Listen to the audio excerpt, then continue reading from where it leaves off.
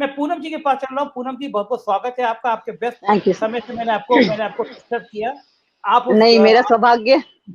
आपको देश ने तमाम बड़े बड़े फिल्मों में अभिनय करते हुए, शानदार अभिनय करते हुए देखा है, तो आपका कीमती समय से दिया हम लोगों ने। लेकिन हम ये जानना चाहते हैं पूनम जी, आप बॉलीवुड की एक चमकती सितारा हैं, आपको कैसा लगा कि आपके बीच की महिला एक चर्चित अभिनेत्री देश की आजादी पर सवाल उठाती है? क्या अच्छा लगा आपको? मैं थोड़ा 2-3 पॉइंट ज़रूर बोलूँगी, ध्यान से सुनें। पहली बात तो मेरी जो दोस्त हैं यहाँ पे बैठी हैं, एक्ट्रेस हैं, हम दोनों ही एज़ एन एक्ट्रेस कंगना को पसंद करते हैं, क्योंकि उन्होंने वो काम किया है एज़ एन इंडस्ट्री, जो बहुत सारे हमारी इंडस्ट्री के बैरियर्स उन्होंने तोड़े हैं, जिससे सब लड़कियाँ बहुत ज़्यादा परेशान थी। और वो सबसे बड़ी बात है कि उनमें लड़ाई करने की शक्ति आई, क्योंकि वो बीजेपी में आई। ये एक बहुत बड़ी बात है। उसके बाद दूसरी बात ये है कि हमारा देश जो है, जहाँ सिर्फ सबसे बड़ी बात ये है कि हमें बोलने की आजादी है। हम जो चाहे हम बोल लेते हैं, हम जो चाहे किसी को कुछ भी कह लेते हैं। आप किसी और जगह जाके देखिए कि वहां पे आपको बोलने की आजादी नहीं है, तो आप कुछ बोल ही नहीं पाते हो। तो आप हम इस बोलने की आजादी को मिसयूज बहुत ज्यादा करते हैं। पता नहीं क्या हो रहा है कि जिसके मुंह जो बोल लेता है।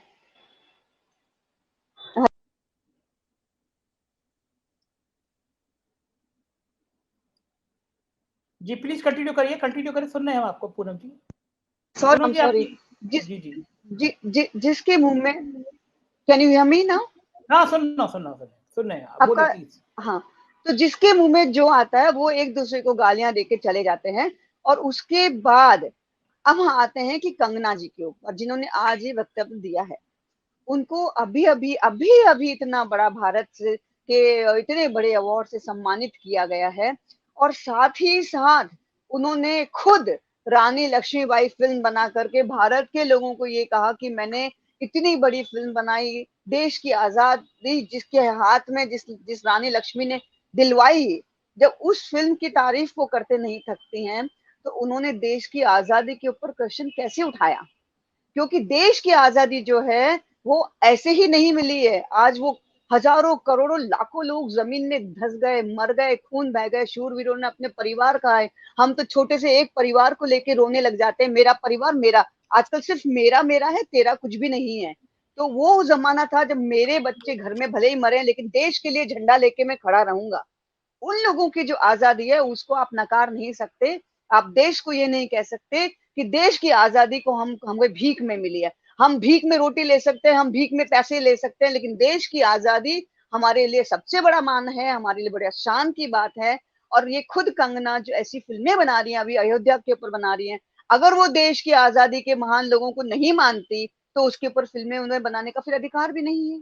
सिंपल सी बात है। या तो आप देश की बातों को माने या ना माने, तो फिर आप ढोंग आडंबर करके ऐसी फिल्में न बनाएं कि पब्लिक को लगे कि हाँ जी ये तो सबसे बड़ी धर्मात्मा है, बाकी सब बेकार। That's really bad. तो ये पूनम जी। बोलने की आजादी है, बोलने की आजादी है संजय जी, उस वजह से। क्योंकि अगर आपके पीछे कोई थपथपाने वाला हो तो मैं भी उठ के खड़ी हो जाऊंगी, तुम्हारी ऐसी तुम्हारी वैसी मैं भी करने लग जाऊंगी। सिंपल सी कहानी है। तो पूनम जी, आप ये मानती हैं कि पीछे कोई जी था जो उनसे ये बुलवा रहा था? वो एक एक्टर थी और स्क्रिप्ट कोई और लिख के दे रहा था? देखिए, एक्टर वो जबरदस्त है, बोलती अच्छा है, और उन्होंने बोलना अच्छा सीखा है, ये मेहनत उन्होंने की है।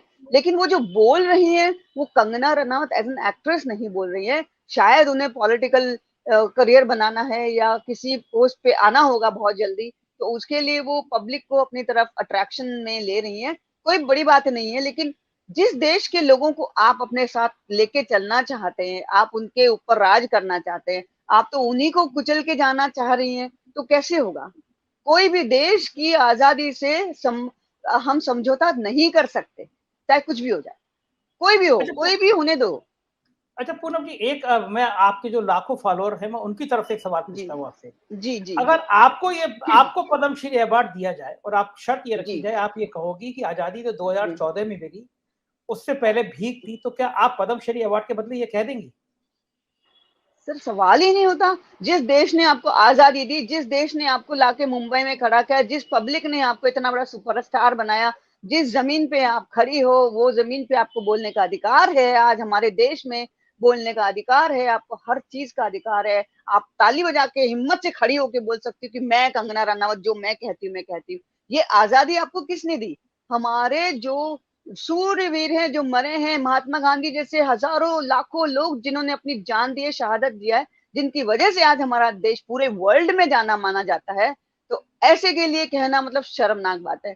ऐसे में तो फिर ये अवार्ड भी रिटर्न करना चाहिए। तो पूनम झावर जी, मैं आपसे पूछ रहा हूँ, आपने सबको सुना होगा और जी जी इस निष्कर्ष पर आप भी खुद भी हैं कि अगर कोई, जैसे पूनम मेहता जी ने कहा कि कोई स्क्रिप्ट लिख के देता है, ये चीज जी गलत होती है, तो भी आप इसका खंडन करती हैं कि आप इसको टोकती टाकती हैं। जी जी ये स्क्रिप्ट बॉलीवुड के माथे पर एक दाग की तरह हमेशा बनी रही, ऐसा मेरा मानना है। पहली बार बॉलीवुड के किसी स्टार ने कहा होगा कि आजादी हमें भीख में मिली, असली आजादी तो एक महामानव में थी। एक अभिनेत्री के रूप में आपको कैसा लग रहा है आज का दिन? अम, सबसे बड़ी बात तो मुझे लगता नहीं कि ये कोई स्क्रिप्ट लिख के देगा और वो स्क्रिप्ट पे बात करेंगी, क्योंकि जितना वो इंटरव्यू देती हैं आजकल और जितना वो बात करती हैं लोगों से, तो मैं समझ सकती हूँ कि वो बोलती हैं, वो जानती हैं कि वो क्या कर रही हैं। उन्हें मालूम है कि आगे के स्टेप कैसे होने चाहिए। आई थिंक उन्हें मालूम है कि पॉलिटिक्स में जाने के लिए उन्हें क्या क्या करना पड़ेगा। लेकिन वो एक बात भूल गई कि जिस देश में वो बड़ा बनना चाहती हैं, जिस देश को वो ये मानना चाहते कि देश पूरा उनको देखे, जाने, माने, वो बड़ी पॉलिटिशियन बने, उसी देश के लोगों को आप शर्मिंदा कर रही हो, जनता को शर्मिंदा कर रही हो, तो आपको लगता है कि आपको कोई पसंद करेगा?